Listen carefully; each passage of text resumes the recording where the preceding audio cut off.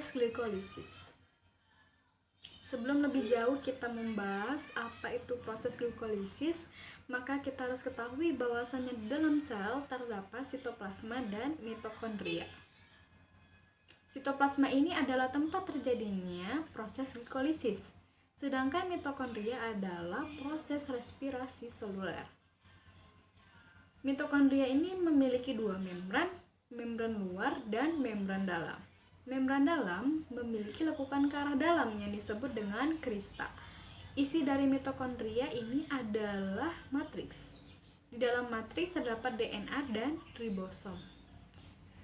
Tahapan pertama dalam proses respirasi ini diawali dengan proses glikolisis. Nah, secara sederhana proses glikolisis yang terjadi pada sitoplasma ini adalah proses perubahan satu molekul glukosa yang memiliki 6 atom karbon menjadi 2 asam pirufat yang memiliki 3 atom karbon. Nah, untuk mengubah satu molekul glukosa menjadi 2 molekul asam pirufat dibutuhkan 2 ATP yang diubah dari ADP dan mengubah 2 NADH yang diubah dari 2 NAD. Nah, ATP yang dihasilkan pada proses glikolisis ini adalah 4 molekul ATP. Akan tetapi dalam proses glikolisis ini hanya membutuhkan 2 ATP saja, maka hasil akhirnya adalah 2 ATP saja. Jadi secara keseluruhan dalam proses glikolisis ini menghasilkan 2 molekul asam pirufat, 2 molekul NADH, dan 2 molekul ATP. Dan ingat bahwasannya proses glikolisis ini terjadi di sitoplasma. Untuk proses selengkapnya, proses glikolisis ini mempunyai 10 tahapan. Tahapan yang pertama terjadi fosfolirasi, yaitu proses perubahan glukosa menjadi glukosa 6-fosfat. Di sini satu gugus fosfat ditambahkan pada glukosa yang berasal dari ATP dan membentuk ADP. Enzim yang terlibat dalam tahapan yang pertama ini adalah enzim heksokinase. Tahapan yang kedua, proses perubahan glukosa 6-fosfat menjadi fruktosa 6-fosfat. Di sini hanya terjadi perubahan isomernya saja. Maka enzim yang terlibat dalam proses atau tahapan yang kedua ini adalah enzim fosfoglukosa isomerase. Tahapan yang ketiga yaitu proses perubahan fruktosa 6-fosfat menjadi fruktosa 1,6-bifosfat. Di sini juga terjadi penambahan satu gugus fosfat lagi yang berasal dari ATP dan diubah menjadi ADP. Enzim yang terlibat pada tahapan yang ketiga ini adalah fosfofruktokinase. Tahapan yang selanjutnya yaitu perubahan fruktosa 1,6-bifosfat menjadi 2 molekul yang memiliki 3 atom karbon. Yang pertama disebut dengan dihidroksiaseton fosfat. Yang kedua, gliseraldehida 3-fosfat. Nah, tahapan ini terdiri tahapan yang keempat dan tahapan yang kelima. Melibatkan enzim aldolase. Tetapi dihidroksiaseton fosfat di dalam sel akan diubah menjadi gliseraldehida 3-fosfat. Di sini menggunakan enzim triosafosfat isomerase, sehingga hasil akhirnya adalah 2 molekul gliseraldehida 3-fosfat. Tahapan yang keenam yaitu proses perubahan 2 gliseraldehida 3-fosfat menjadi 1,3-bifosfat gliserat.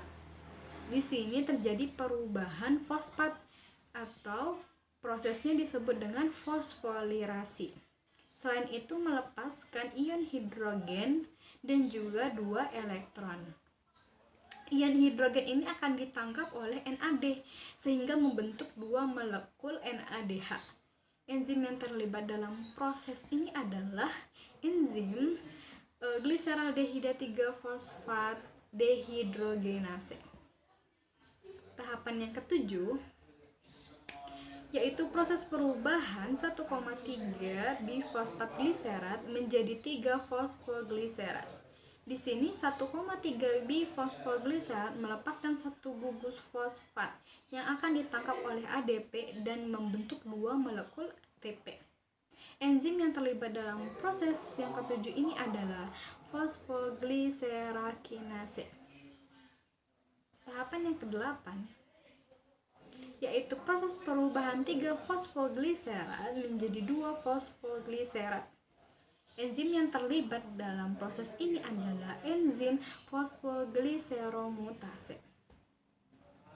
Tahapan yang ke-9 yaitu proses perubahan 2-fosfogliserat menjadi fosfoenol pirufat.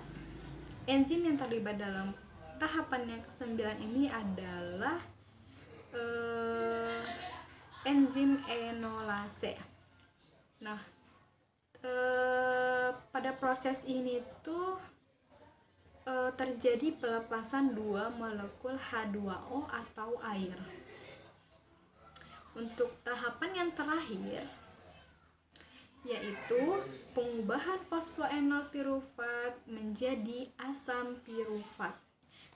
Nah, fosfoenol pirufat ini akan melepaskan satu gugus fosfat yang akan ditangkap oleh ADP dan menghasilkan dua molekul ATP. Nah, enzim yang terlibat dalam proses yang terakhir ini adalah enzim pirufat kinase. Nah, itulah urutan dari pada proses glikolisis dari glukosa yang memiliki 6 atom karbon sampai menghasilkan dua molekul asam pirufat. Selain itu juga menghasilkan 4 ATP, 2 NADH. Tetapi dalam proses glikolisis ini menggunakan 2 ATP saja, maka yang akan dihasilkan adalah 2 ATP. Nah, itulah urutan proses glikolisis dari glukosa yang memiliki 6 atom karbon sampai 2 molekul asam pirufat yang memiliki 3 atom karbon. Selain itu juga menghasilkan 4 ATP dan 2 NADH sehingga hasil bersihnya adalah 2 ATP. Maka selanjutnya setelah diubah 2 molekul asam pirufat, jika tanpa oksigen akan dibentuk asam laktat. Ini terjadi di hewan. Sedangkan pada tumbuhan ini akan dibentuk alkohol. Nah, jika ada oksigen, maka akan dilanjutkan kepada proses selanjutnya yaitu dekarboksilasi oksidatif, siklus Krebs, dan transport elektron. Sekian penjelasan dari saya. Terima kasih.